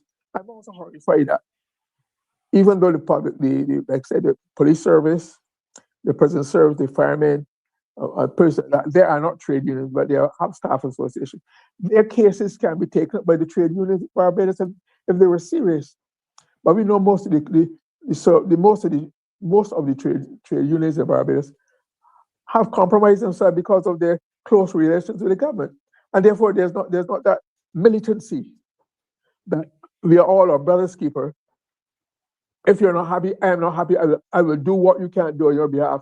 That no longer seems to exist, and it really is quite disgraceful that something can happen like that. And I heard when it was the minister or it was either the minister or the superintendent of prison was talking about this back pay issue, and it was said that it was done. Payments were made in spite of the manual system that in other words, we have to feel sorry for us because we have people up to a few people get paid doing things manually all our lives in Barbados. So why should it be this one that should be treated special? Other people got paid, use the same system, and not them because it's manual. Atrocious. They said hang themselves in shame. It really needs to be exposed, pulled apart. Hey, it should roll. It should not in any way be swept under the carpet. And I think that the camaraderie that should obtain, the solidarity that should obtain among these various staff association unions should come to the fore, and they take up on their behalf, demonstrate a one-day strike, something to make sure that you mean business. Yes, and thank you, Mr. Murray. And just to say that my understanding is that the prison officers, they are some of them are part of the union, Mr. Franklin's union. That's my understanding. So I'm not, I know you were saying that they're not part of a union. No, I said the association itself is not considered a trade union, but people have individual rights to join a union. But the association doesn't have the status and role and power of a trade union. Yes, I Neither understand. the police, nor the prisoners, nor the fire service, or maybe some other bodies like that. Yes. Let me have Zico jump in there, Zico. Yes, why this is so scary, and I can bring a little another twist to it. Why this is so scary? When we have neglect to institutions such as this, which is so pivotal or should be our cornerstones, it introduces things such as criminals finding plot holes or cracks to exploit. And this is how we see, and when we wonder why this corruption in certain countries when it comes to the judicial system, the prisons, police officers, where you don't take care of your own, especially financially. We have officers begging for a salary or begging what's owed to them. Criminals who have the means to do it will find ways to make sure that they can get the contraband in by exploiting these cracks. And this is how it starts. This is how the decay starts. When you have two officers running a block, let me tell you this here right now. There's criminals paying attention to who's come up on shifts, the needs of those people, the needs of those people's families, and they will be quick to give them a proposal. And they'll be quick to put them on their payroll. These criminals will then exploit this to get certain contraband into the prison or even certain things done outside of the prison. When we look at the last year, we saw prisoners escaping. We saw some of the officers being held for bringing contraband into the prisons. And we was wondering why this is continuing to happen. This is happening because of there's cracks. And if it's not dealt with, it's going to get worse. Because I'm telling you this here right now, there's also a hierarchy within the prison when it comes down to certain cellmates and who runs the prison or who have the means to make certain things happen within the prisons and what's not. As people will tell you, for those who go to prison, they smoke like normal, they do crack like normal, they do the drugs like normal. And this will continue to happen if you're not taking care of your officers. They will compromise themselves to make sure they can put food on the table. The same thing you will see within the police force. If they're not taken care of, people will exploit that due to the financial obligations, and they say, you know what, come and work for me. Just do a little favor for me, do this and do that. So if we do not give this the needed attention that it deserves, we will continue to see corruption within these places, especially with these institutions which are supposed to basically govern the rehabilitation of these persons coming back out. So you wondering how this is happening within the prisons is this total neglect. I mean, you have total neglect at this scale and this magnitude. It's not by coincidence. It's just on one day just pop up and happen. It's been bleeding for a while. And you could look and see that. You could see the officers crying on the set, being assaulted, nothing happening, not being compensated, not having the right compensation for some of these incidences as well, not getting a hazardous pay. And then you want to say, well, all right, cool, there's not enough police officers, there's not enough prison officers and this and that. How can you make the job attractive if you're not taking care of the ones that you presently do have? So then, yes, you're leaving room for people to exploit the system. There's prisoners having sex even with some of these same female and male officers for favors. Money being passed over, and this happens when certain things are not run the way it's supposed to run. This is how corruption is introduced. And I have to blame the government for it, because this isn't just this and head should roll. This is not an oops. And this is too many times we've been hearing the rumors, we've been hearing some of the incidences that have been happening. Even in terms of the same prisoners who had escaped, nobody was penalized for it. So I think there's something, a major overhaul needs to happen when it comes, especially to the police officers, the administrative team who running it, back down to management, back down to the ministers. There needs to be a major overhaul, and an independent audit needs to be done. And you know what is sad? I'm reading some of the comments as Kim Tay has been reminding us of the millions that were spent in Krapova. Millions, we believe, well, we can only assume, spent, guys, in for Carib Festa, which we're still waiting on that. And, the millions spent, we know, at least I think about is about 5 million spent at Oistins, and 50 million at Kensington, and the millions, and everything is in millions and millions, and they almost, what's it, $7 or $8 billion that we're in debt.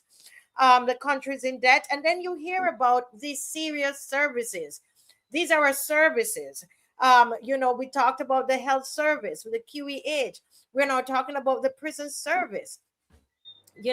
And looking at how they're putting out these press statement. Look at how the minister, Wilfred Abrams, he put out that statement, and everybody was like, oh boy, finally the prison officers got their money, only to be told today that some of them only got $100 or $82. And some of who were speaking to me said, ma'am, we didn't even get a red cent yet. And he said, how do you think we are going to, they're saying to me, how are we going to feel? Now, we have about 300 to 400 prison officers, I was surprised at how many. But a lot of them, they are not motivated. They don't even have a canteen to get their food. The canteen has not been operating. Even though they put up a new structure, the canteen wasn't working. So they have to take a bus to 6 Roads, Emerald City, to buy lunch. Do you understand all of that? Because you remember, they're in the, they're kind of in back of bush, as we would say, right? So they're where they are. They're not in a lot of services there, in terms of food and so on. So they have to travel from there to 6 Roads to go and get, because the canteen is not working. It hasn't been working. Can you imagine all of these things? And then I don't know if Dave have it. I would love for him to put up the picture, Mr. Murray, of these two ministers, because a lot of times we're only focusing on the prime minister, but these two gentlemen, they keep coming up in the discussions, and we're not. This man is a failure. This man on the screen, Wilfred Abrams. You remember, Mr. Murray, what happened down there with the help me, the young, where you put those who are young. Tell me, Mr. Murray, let me put on your mic. You will remember. You mean the government industrial school? Thank you. The government industrial school. Remember that whole scandal when he had to go back and do 3 reports, because the first one was a lie, the second one was a lie that he came back with, and this man has been caught in lies over and over. Do you think, Mr. Murray, we would feel better if he had come out and said to us last week or 2 weeks ago, listen, we have paid some of the prison officers, some have gotten money, we haven't paid them the full amount. He gave the impression, that's right, that they were paid. And there again, we find another minister, another time, telling us a lie in a statement, in a press statement. That means the press themselves, Mr. Murray and Zico and viewers, did not even go to investigate anything to find out if what he's saying is true. They just printed it, Mr. Murray. Yes, I just want to say that I've been giving thought as to why they would have this, what to me seems like a deliberately callous and indifferent attitude towards the prison officers and other segments of society.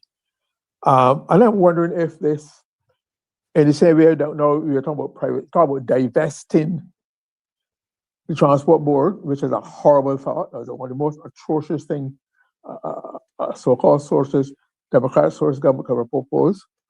In the same way, now that is being privatized because of social service. I wonder if there's not some move towards privatizing the prisons, starve them of money, starve them of funds, then bring the private sector to run them, because their prisons privatized in Europe, in the United States, and in Britain. And where they're privatized, it said because even worse, because the operators are intent on making a profit, and they're full of scandal. The situation has made it worse. I'm wondering if the IMF might not have thought that you should move towards privatizing the prison. It is not beyond belief. It's not beyond our health services are partly privatized. We're going to transport. What next is left given the clutches that we are coming from the IMF? And so I'm wondering, this is almost inexplicable that people could go to work every day and the other segment of their operations suffering for years, and they're acting as though nothing has gone on. They don't have a clue, they don't know or don't care to find out. But I don't understand the reporting system within and outside the prison, where the government, the management of it, the Ministry of Home Affairs, you'd have to say that's why you need a press conference to ask him these kind of questions, not a press briefing, a press conference where people go and check their files on this date. You said that this happened. What about this? And hold into account. But we don't get that because we don't get that. We don't get that. I see it happen at I was invited as press at the DLP press conference, and there was one of the first times I saw such, in-depth questioning of Mr. Thorne and the DLP, and I thought that was healthy and good, and that is what we need to see more. But sometimes we have more strength. We will have more strength for some people to ask them questions than others. And I think that's an issue. While Zico prepared to give his final thoughts, can you, Dave, bring up, there's some pictures. People, you were asking for pictures of the QEH. Did anybody get pictures? Guess what? We have pictures. We have pictures. We're going to put these pictures up. And as we're putting these pictures up, I wanted to think about not just the Prime Minister now, but look at where's my brain tonight? Gemot. No, am I saying the right name, Mr. Murray? Mr. Murray, brain better than mine. Which ministry are you talking about? The Minister of Health. Jerome Walcott. And there's also Jefferson Ishmael, the Minister of State. So there are two ministers in the Ministry of Health. Minister, yes, you're correct. Minister Ishmael, but I want to focus here on Gemot. Because, not Gemot, what am I saying? Jerome Walcott. Because he is the minister, okay? Now, honestly, people, look at these pictures and you tell me if this man should ever be allowed in public service ever again. Look at these pictures. Dave, if you can put these pictures up. I want you to honestly, some of you might know him, and I know some of you, he's your friend, but look at this. This is the hospital that he is a minister over. Do you think this man should ever be allowed to be in public office ever again in the history of Barbados? Don't mind, the BLP just gave him an award. Look at what they gave him an award for. Dave, put up the picture. Look at what the BLP gave Mr. Jerome Walcott. This is what he got an award for. Look, this man should not be allowed. If this was ever in America, as Mr. Morris said, heads would roll. He would have to turn in his resignation letter tomorrow morning, forthwith. And the lying statements that came out of the misleading. Let's put those as misleading because they clean up the corridor. But this is it. Where is this? Another country? Oh, you're going to say this is AI now. What's this? The person here has a bag at the head. You see the bag at the head? They're laying down on a bag. You see that, Zico? It's a bag. They have a shopping bag at the head and they lay down on something else. These are sick Barbadians, and they tell me, Marcia, calm down on the show. But when I see Bajans treated this way, Mr. Murray, something inside of me gets annoyed. It's like you come and you're urine on us and tell us it's rain. You give him an award? Jerome Walcott should never be allowed to be in public service again in Barbados. Never. He has done nothing. Look at your Barbadian brother laying down on the floor. Thank God for whoever sent these. You see this? The floor with a little massive bag. This little massive bag is hot there. That's a sick man. They want me to be calm. They don't want me to raise my voice too much, and I shouldn't. Mr. Murray, for whatever it is, Zico, I don't know. It. Whenever I see Barbadians suffering this way, something boils inside of me, and I get angry. I have to say it. I am angry right now. It's one thing to talk about it. I could see why this person felt this way. And Mr. Murray, we're going to give you a time to, but we want to go through the pictures. Huh?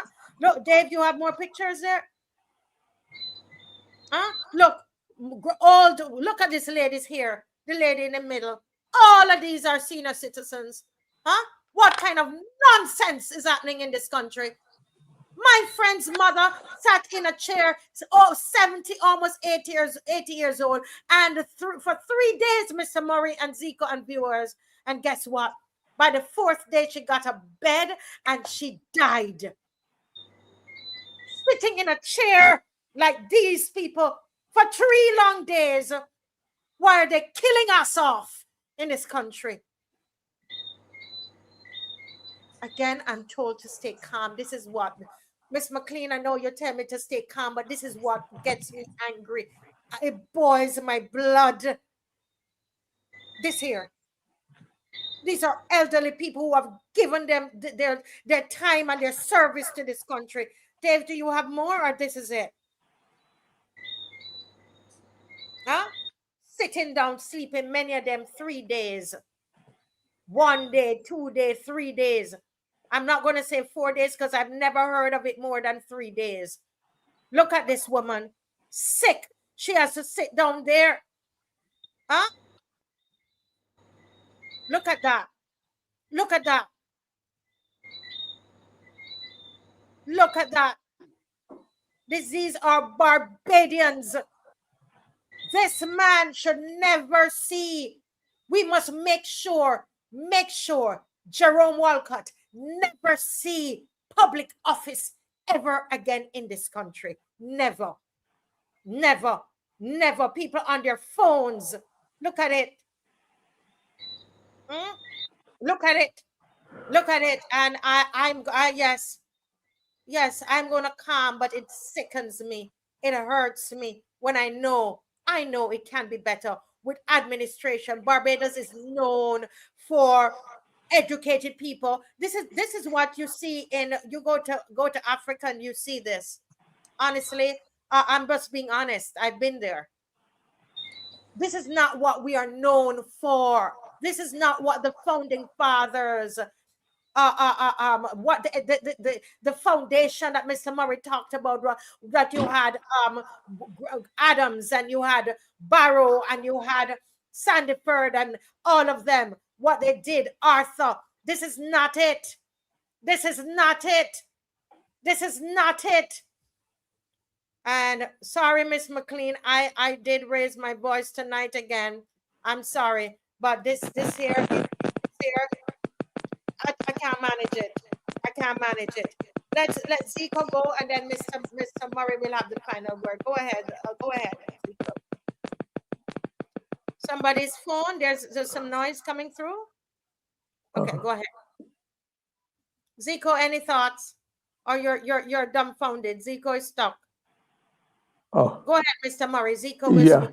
Go ahead. I just want to say that you would realize that today the QEH responded to the negative publicity it was getting, because you have to, we know we are in election season, and I suspect the exposure of the things at this time, late in the day when we are lining up to go to the polls, I believe will have a different effect than if you were midway, because I'm sure the Prime Minister want to create as good an impression as possible.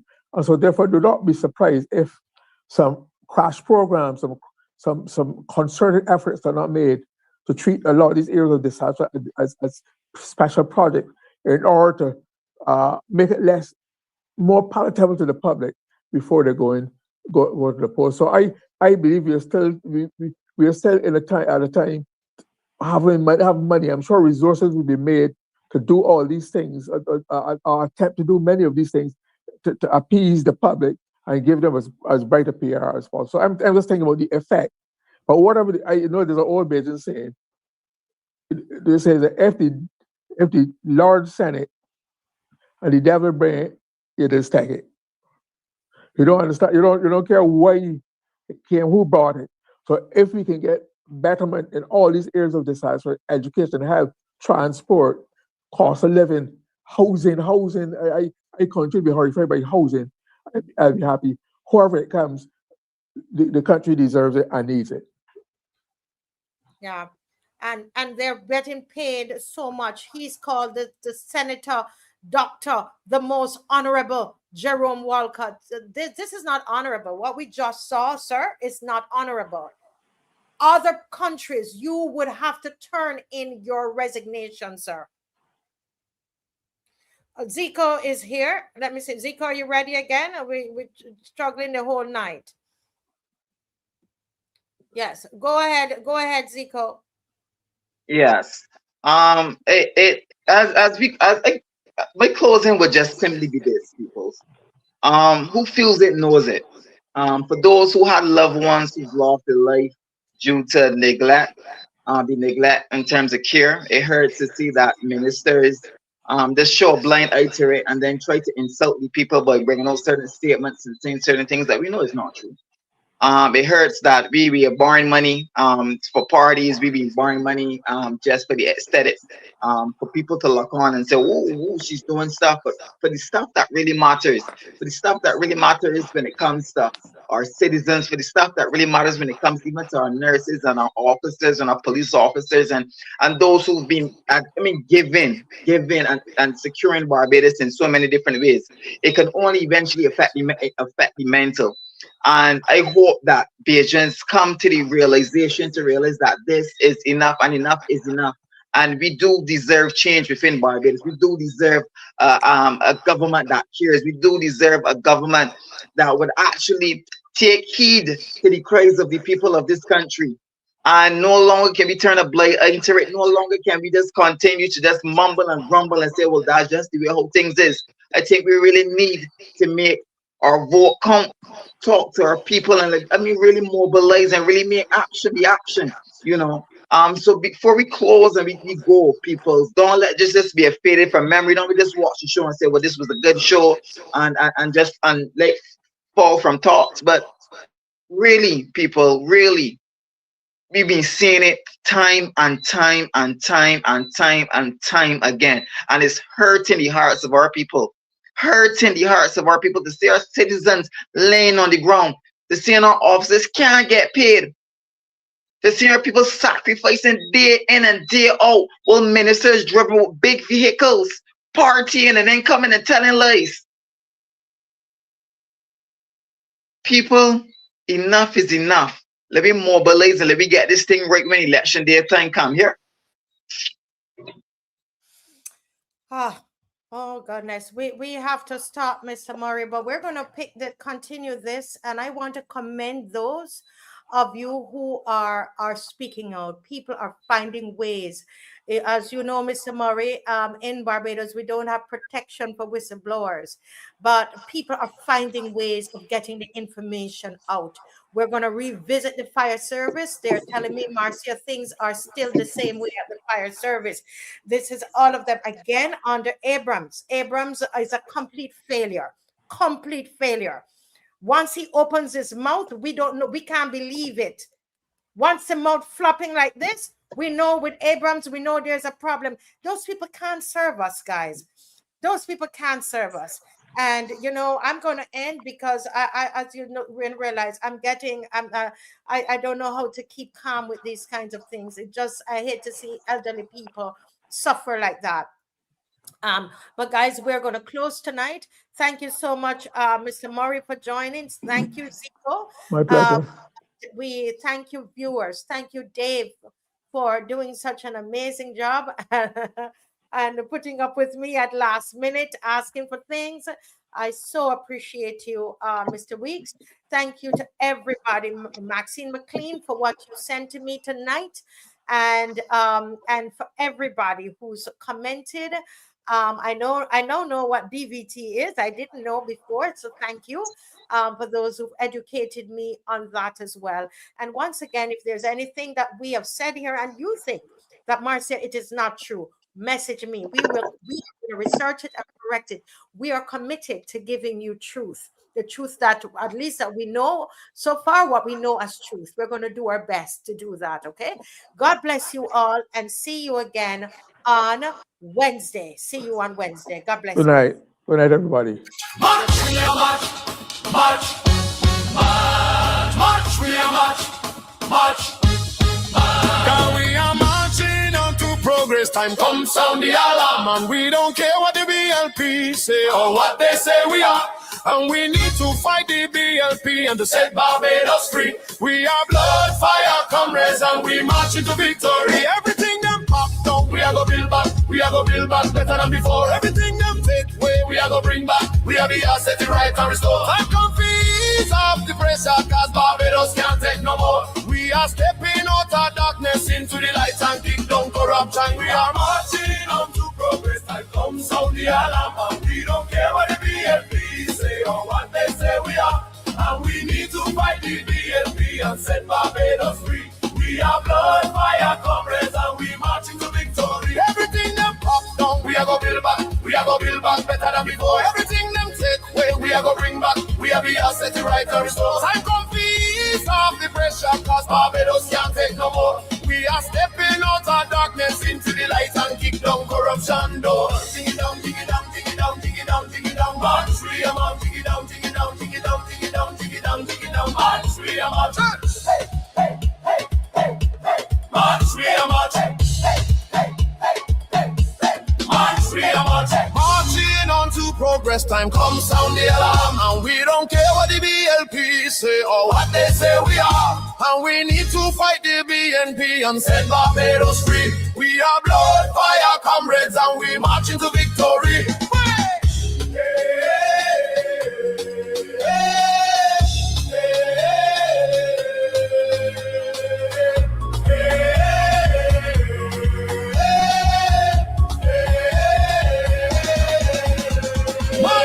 March, march, march, march, march, we are march, march, march, march, march, we are march, march, march, march, march, we are march, march, march, march. We are marching on to progress. Time come sound the alarm, and we don't care what the BLP say or what they say we are. And we need to fight the BLP and set Barbados free. We are blood, fire, comrades, and we march into victory.